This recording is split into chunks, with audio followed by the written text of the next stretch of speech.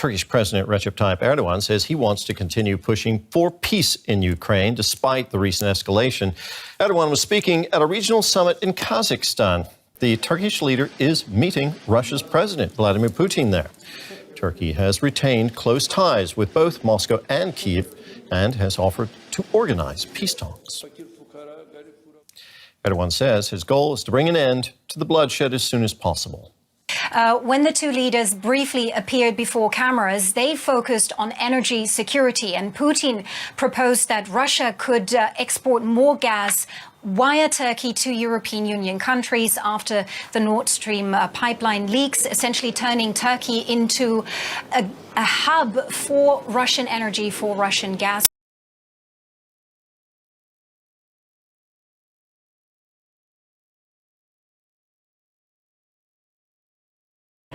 In this fire station near Warsaw, they're preparing for the worst.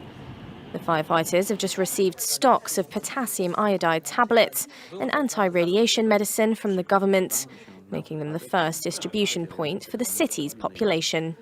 The country's authorities have established a network of distribution points in schools, town halls and fire stations nationwide, amid mounting fears surrounding neighbouring Ukraine's power plant in Zaporizhia. Currently occupied by Russian forces, attacks on the plant have raised fears of a nuclear disaster, and the Polish authorities want to be ready.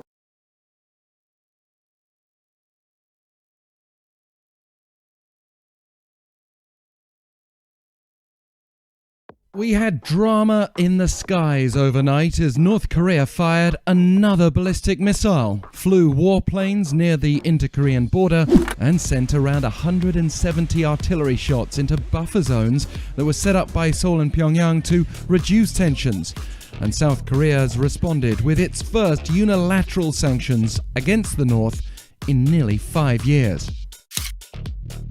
After test firing long-range strategic cruise missiles at dawn on Wednesday, North Korea returned to its pattern of ballistic missile launches, following a recent flurry of 7 such tests in just 2 weeks.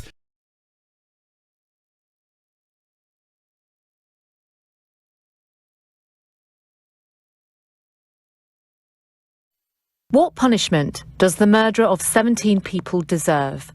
Unlike most other mass shooters, Nicholas Cruz survived the massacre he created and lived to see a jury answer that question. The jurors have reached a verdict in this case. They rejected the death penalty, giving him life without parole. Inside court, the families of the victims showed their disappointment.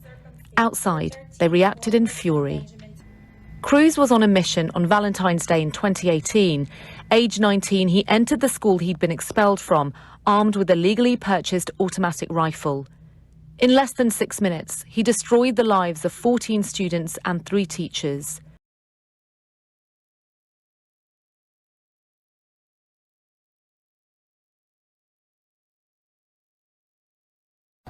At this time, what we can report is that RPD has confirmed 5 fatalities. One of them was an off-duty Raleigh police officer. 2 others were also transported to the hospital. One is a Raleigh police canine officer. Thankfully, he did not have life-threatening injuries. At about 8 p.m., Raleigh police reported that they had a suspect contained in a residence in the area. Raleigh police are being assisted by numerous local and state law enforcement agencies.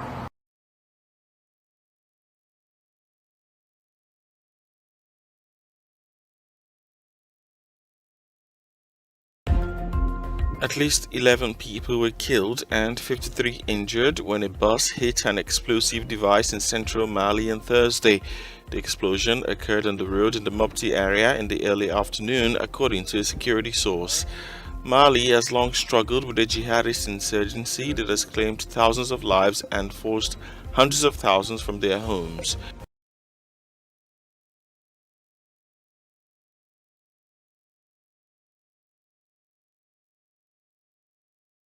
Turkiye's parliament has approved a bill which could impede free speech in the country. Now, the new law permits putting journalists and social media users in jail for 3 years. This if they are found to be spreading fake news in the country. The new law comes as election draws near in Turkey. It further cements the government's firm grip on the media. Interestingly, President Tayyip Erdogan is currently trailing in the lead-up to next year's election. The Council of Europe said that the new measure could lead to increased self-censorship.